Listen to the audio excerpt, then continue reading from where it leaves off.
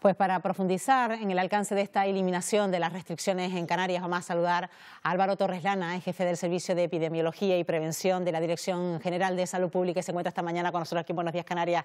Señor Torres Lana, ¿qué tal? Buenos días. Hola, buenos días. Bueno, se eliminan estas restricciones justo en la medianoche de este viernes al sábado, pero eso no quiere decir que se baje la guardia, ¿no? Ni mucho menos. Además, las restricciones se rebajan de una manera temporal. Es decir, la situación se va a reevaluar de manera continua por si es necesario volverlas a activar.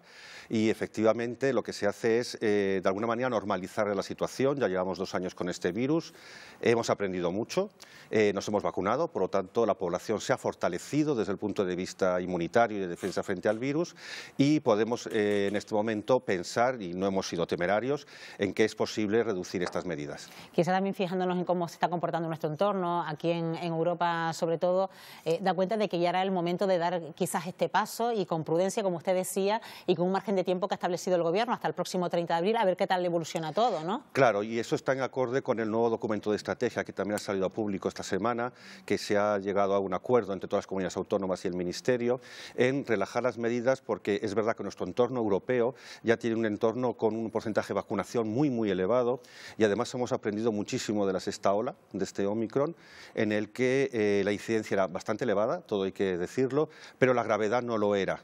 ¿Por qué? Porque se ha movido en un entorno de personas que ya estaban vacunadas y, por lo tanto, la situación no es la misma que la primera ola. Y haces bien en establecer que el entorno y el ámbito es europeo, porque no ocurre lo mismo en el resto del mundo. Bueno, y habla usted de la vacunación. ¿Sigue siendo la mejor arma? Yo creo que sí, que es un arma definitiva. Fíjate que nos hemos quitado de en medio el sarampión, casi nos hemos quitado en medio la polio en el mundo. Es decir, no cabe la menor duda de que enfermedades que tienen vacunación son enfermedades que son combatibles, ¿no? La vacuna, al administrarla a un rango de población muy grande, no ha tenido la misma eficacia que tiene el sarampión, que se administra a niños, y los niños responden muy bien a todo tipo de vacunas, pero aún así es evidente lo que hemos encontrado, ¿no? En las personas mayores muchas veces el Omicron ha sido como una enfermedad catarral leve, cuando al principio de la epidemia, sin embargo, era muy grave. Ya estamos viendo que en Canarias, por ejemplo, cuando hablamos de la Omicron, está esa Omicron llamada sigilosa. ¿Qué tiene como característica principal? ¿Es más transmisible? ¿Tiene más capacidad de transmisión? Es un poquito, es la BA2, nosotros la denominamos así, BA2.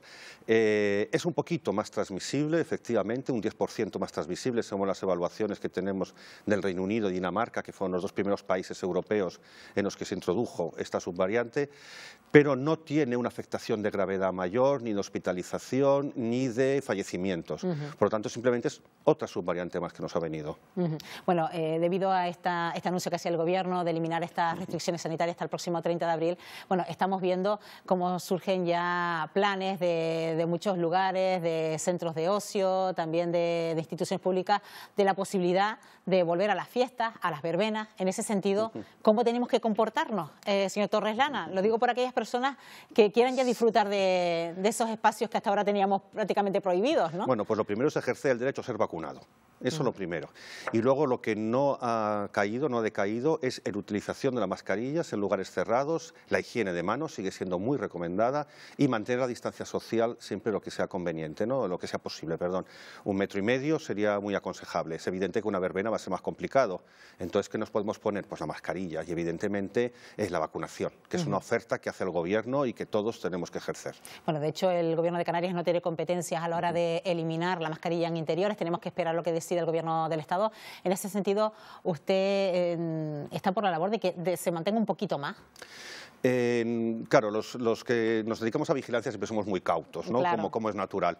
Lo que sí es verdad es que con todo el nuevo documento de estrategia y lo que ha decidido el Parlamento de Canarias ayer, lo que decidió, la vigilancia se va a seguir manteniendo. Es decir, no hemos levantado la vista de cómo se va a comportar el virus, e insisto que en concreto en Canarias las medidas se mantienen durante un mes y se van a reevaluar de manera diaria, que para eso es para lo que tenemos un equipo trabajando en este sentido.